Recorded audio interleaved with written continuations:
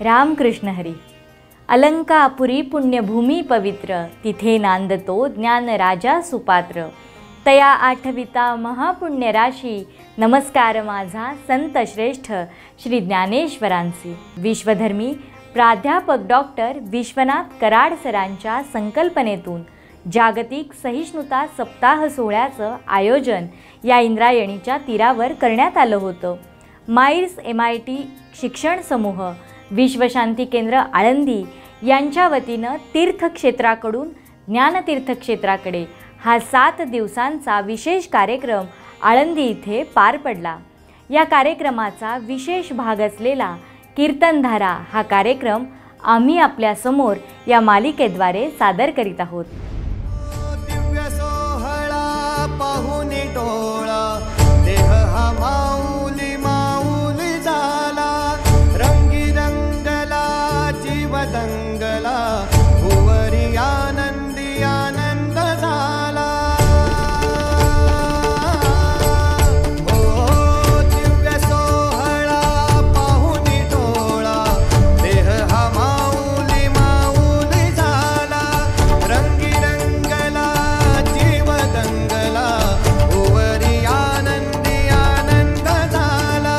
माऊली मुखी भेट पंढरी, जीव चरणाशी अर्पण केला. देह विठ्ठल देह विठ्ठल देह विठ्ठल विठ्ठल झाला.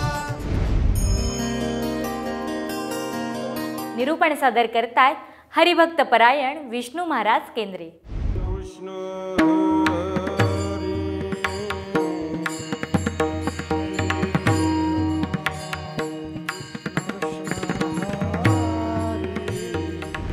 फक्त 2 जोड्यांचं तुम्ही लाभो करा. कोणतं? रामाचं आणि परमात्मा कृष्ण परमात्म्याचं चिंतन करा. परिणाम काय होईल? कंठी धरिला कृष्णमणी, किंवा त्याचा परिणाम रामकंठी. कंठामध्ये का तुकोबराय या ठिकाणी सांगतात? कारण प्रत्येक इंद्रियाचं कर्म सांगितलं आहे. डोळ्याचं कर्म सांगितलं आहे. डोळ्याचं कर्म काय आहे? डोळे तुम्ही पहा रे, लक्षात ठेवा. पायाचं कर्म सांगितलंय, हाताचं कर्म सांगितलंय, डोळ्याच्या पापण्याचं सुद्धा कर्म सांगितलंय. शास्त्रामध्ये सूक्ष्म चिंतन आहे. पायाचं कर्म कोणतं आहे? वारी करा. मग कोणती वारी आहे? तर तुम्ही म्हणाल महाराज आम्ही वाऱ्या करतो ना, कोर्टाच्या वाऱ्या चालत भावाभावांच्या वाऱ्या, ती वारी नाही. वारीचा विचार सांगत असताना आंदीची वारी करा, पंढरपूरची वारी करा. ही वारी आहे. परिणाम काय? तुम्ही थोडंसं डोकं चालवाल. आता काळ बदलला, कधी कोणाचं डोकं चालायला सांगता येत नाही. आता बऱ्यापैकी अध्यात्मावर काही लोकांचा थोडासा विश्वास बसतो, पण शंका जास्त असतात. एकाने मला सांगितलं महाराज परिणाम काय? पायाने वारी करायच्यात. परिणाम? अरे परिणाम असा आहे, पायाने जर वारी केली, पादो पवित्रो यदि तीर्थयात्रा. आमचं शास्त्र सांगतंय पादो पवित्रो यदि तीर्थयात्रा. तीर्थयात्रा पायाने करा, शरीर पवित्र होत आहे. हस्तो पवित्रो यदि दान पुण्यम. हाताचं कर्म आहे दान देणं. हातामध्ये 5 बोटामध्ये अंगठ्या घाला. संसारिक माणसाचं भूषण आहे, पारमार्थिक माणसाने घालवू नये असं नाही, जास्त नाही. संसारिक माणसाने घाला, पण त्यामध्ये पुन्हा कर्तव्य सांगितलं आहे. हस्तो पवित्रो, पवित्र ठिकाणी.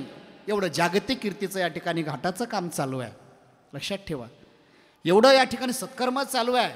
येणाऱ्या काळाकरता वारकरी संप्रदायामध्ये इथे कोणीही या, इथे आनंद घेण्याकरता सरांनी घाट बांधला. पेटी जेवढं शक्य असेल ती दान टाका.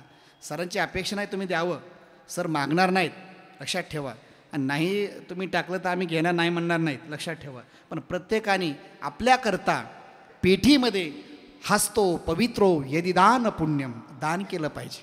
हां, दान लक्षात ठेवा. दान जर केलं तर 4 प्रकारचं संकट टळे जातात. एक चोरदंड, मेघदंड, अग्निदंड आणि राजदंड.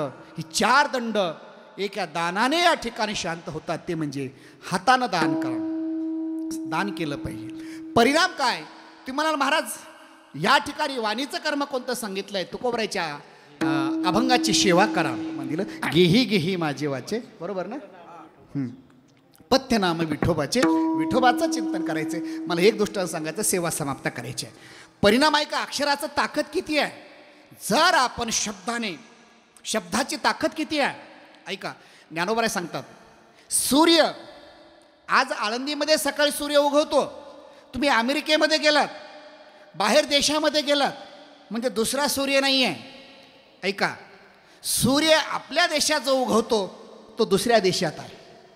दुसऱ्या देशात जो सूर्य उगवतो तोही आपल्या गावात आहे. नव्हे नव्हे आपण जिथे आहोत तिथे तो सूर्य दिसायला किती छोटासा सूर्य आहे. दिसायला सूर्य छोटा आहे. मग तुम्ही म्हणालो अमेरिकेचा सूर्य काय मोठा आहे का, फ्रान्सचा सूर्य मोठा आहे का, नाही. ज्ञानोबा सांगतात, लक्षात ठेवा, बिंब तरी बचके एवढे. सूर्य दिसायला छोटा आहे पण प्रकाश त्रैलोक्याला देऊन सुद्धा कमी पडतोय, एवढी ताकद त्याच्यामध्ये. पण मला अक्षराची ताकद सांगायची आणि मला सेवा समारोपाकडे घ्यायची आहे.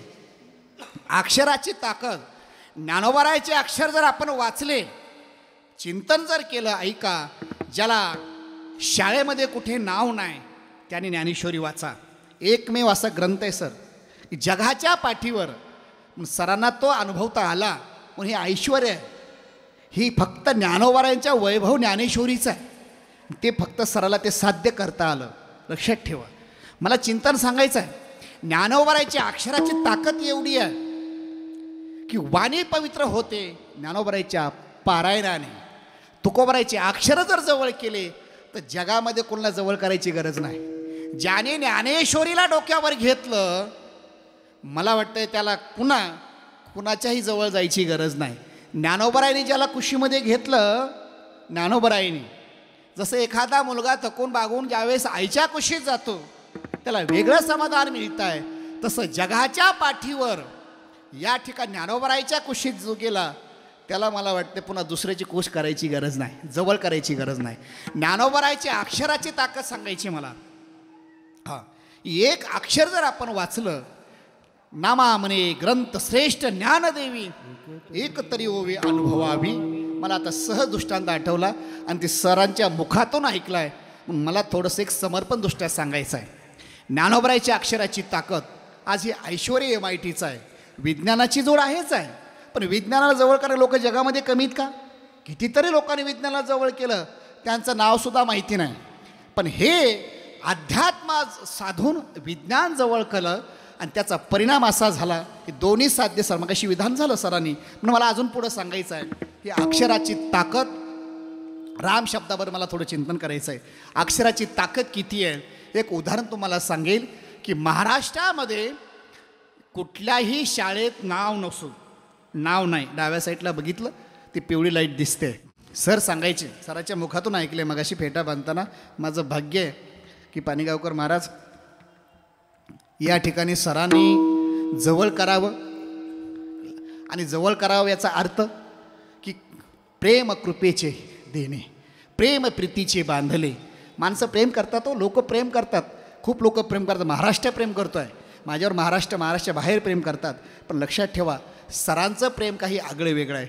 लक्षात ठेवा, स्वतःच्या मुलं, जसं एखादा लहान मुलगा असावा, लहान मुलाला जवळ करावं, तोंडात घास घालावा, तसा सरांचा घास म्हणजे मला लहानपणी आई वडिलांच्याच घासाची आठवण आली. मी हा विधान जास्त करत नाही, विषयातलं मी कधी बोलत नाही. पण मगाशी या ठिकाणी सरांनी ज्यावेळेस घेतलं, मला पुढं सांगायचं आहे. सरांच्या मुखातून मी ऐकलं की मी जे ऐश्वर्य उभा केलं ही विज्ञानाच्या जोरावर उभा केलं.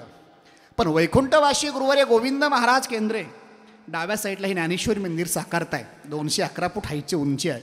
महाराष्ट्रामध्ये कुठल्याही शाळेमध्ये त्यांचं नाव नव्हतं, त्यांना अक्षर वाचता येत नव्हतं. त्यांची टेशी म्हणजे दाखला कुठल्या शाळेत सापडणार नाही. सगळे शोध लागतील पण त्यांची टेशी कुठेच सापडणार नाही. सरांच्या मुखातून ऐकलं आहे. आणि त्या गुरुवर्य महाराजांनी इथे येऊन या घाटावर, इथे जोग महाराजांच्या घाटावर 3 दिवस राहिले. इथे राहिल्यानंतर त्यावेळेस विकास नव्हता घाटाचा.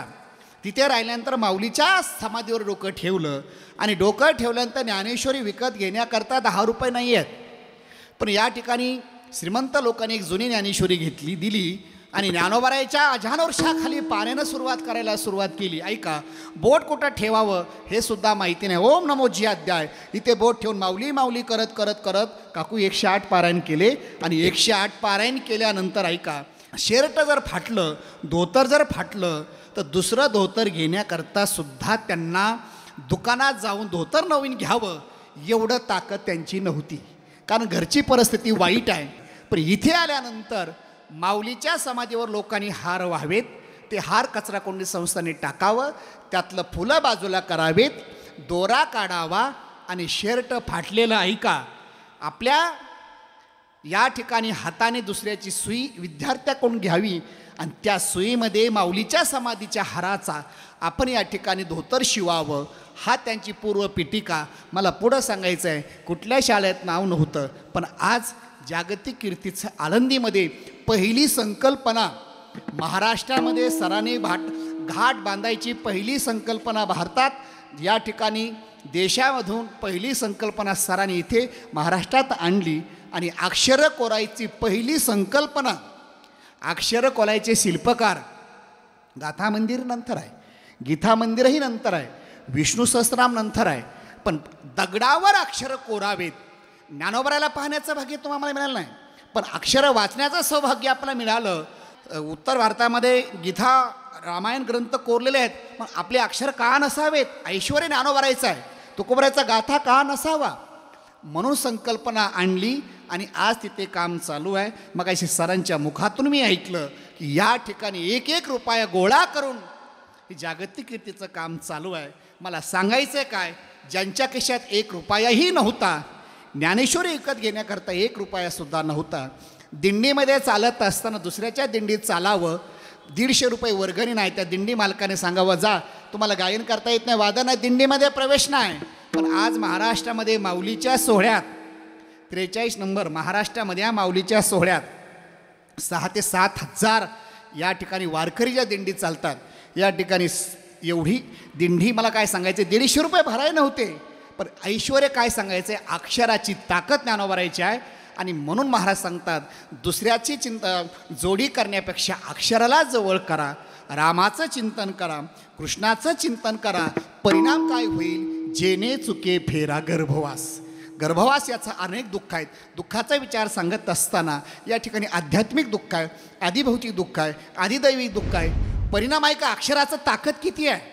जर आपण शब्दाची ताकद किती आहे. ऐका, ज्ञानोबाराय सांगतात, सूर्य आज आळंदीमध्ये सकाळी सूर्य उगवतो, तुम्ही अमेरिकेमध्ये गेलात, बाहेर देशामध्ये गेलात, म्हणजे दुसरा सूर्य नाही आहे.